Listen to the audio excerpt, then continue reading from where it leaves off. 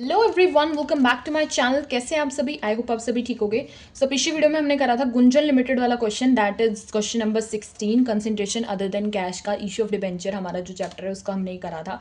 सो इस वीडियो में हम करेंगे question number 17, that is of Disha limited. So I hope आप लोगों को पिछली वीडियो में क्वेश्चन नंबर 16 समझ में आया होगा। सो दिशा लिमिटेड वाला जो क्वेश्चन है वो हल्का सा ट्विस्ट कर दिया गया है बस।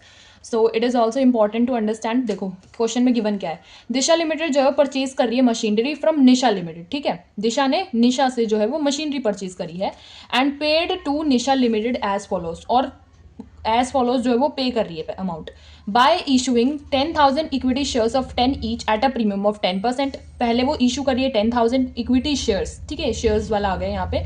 10 का उसका फेस वैल्यू है and eight a premium of 10%, 10% का वो प्रीमियम पे जो है वो इशू कर रहे हैं। ठीक है, मशीनरी की वैल्यू इसका मतलब क्वेश्चन में गिवन ही नहीं है। लास्ट तक आप देखोगे मशीनरी की वैल्यू ही नहीं गिवन कि कितने की मशीनरी थी।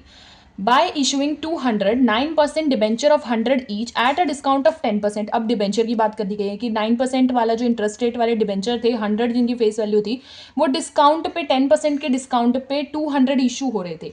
ठीक है, balancing bye accepting a bill of exchange of 50,000 payable after 1 month. 50,000 का जो है बिल्स ऑफ एक्सचेंज जो है वो पे कर दिया जा रहा है after 1 month to Nisha limited. ठीक है, निशा लिमिटेड जो पे परचेज कर रही है, ठीक है, निशा लिमिटेड दिशा लिमिटेड को ये दे रही है। और दिशा लिमिटेड की बुक्स और मतलब जर्नल एंट्री बुक्स जो है वो हमें जो है करके दिखानी है। तो इसमें पूरे क्वेश्चन में जो है वो मशीनरी की वैल्यू गिवन ही नहीं है, मशीनरी की वैल्यू हमें इसमें क्वेश्चन में निकालनी है। सो देखो क्वेश्चन नंबर 17 में जो जो इंस्ट्रक्शंस हमें गिवन है हम उसके अकॉर्डिंग लिखेंगे।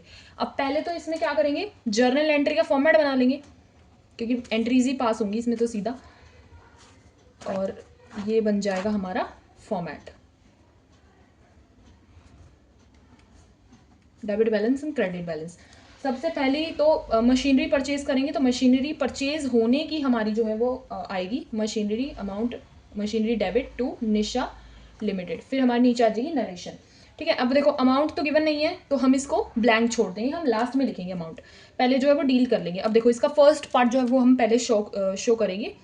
निशा लिमिटेड जो है डेबिट हो जाएगा, टू में हमारा आ जाएगा शेयर कैपिटल, क्योंकि शेयर्स दे देते तो शेयर कैपिटल आएगा, डिबेंचर नहीं आएगा। फिर हमारा आ जाएगा सिक्योरिटी प्रीमियम।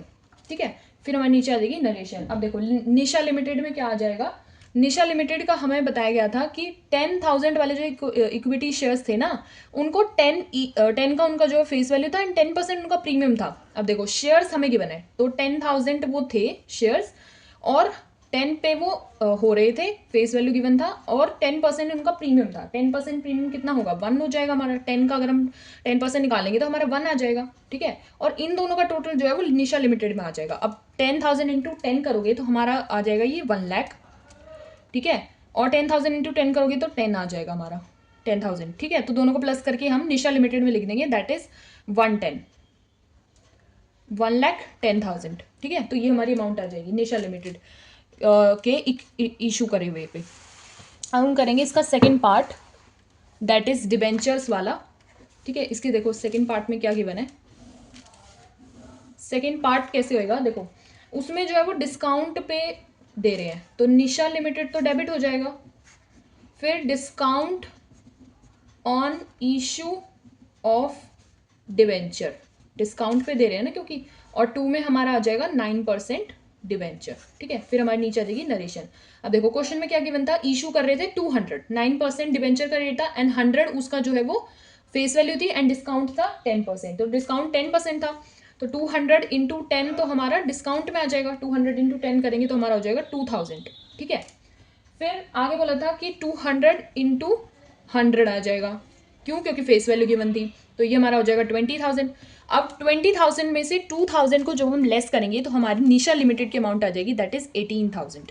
ठीक है, तो ये वाली डिबेंचर वाली भी हमारी हो गई दूसरी एंट्री। तीसरी एंट्री थी हमारी बिल्स पेबल वाली, कि 1 मंथ के बाद जो है वो पे कर रहे हैं, तो निशा लिमिटेड डेबिट हो जाएगा, 2 में हमारा आ जाएगा बिल्स पेबल।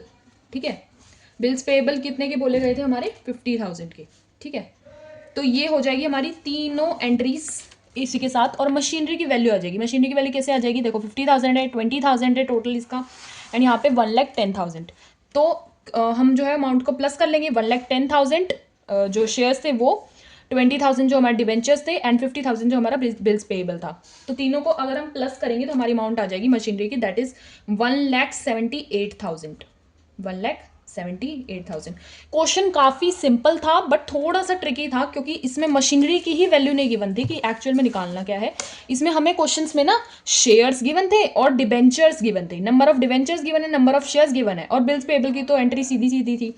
तो तीनों में ना number of shares, number of debentures, bills payable given थे, हमें टोटल जो अमाउंट थी वो नहीं गिवन थी। तो टोटल अमाउंट हम निकाल सकते हैं।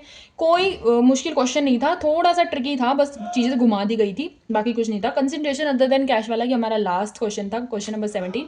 नेक्स्ट वीडियो से हम करेंगे question number 18, issue of debenture as collateral security वाला। कोलेटरल सिक्योरिटी वाला टॉपिक हमारा स्टार्ट होगा नेक्स्ट वीडियो में। तो जुड़े रहिए हमारे साथ ऐसे ही। अगर कोई डाउट वगैरह हो तो आप कमेंट सेक्शन में मुझसे पूछ सकते हैं। Don't forget to like and subscribe to my YouTube channel. Hit the bell icon together for the notifications.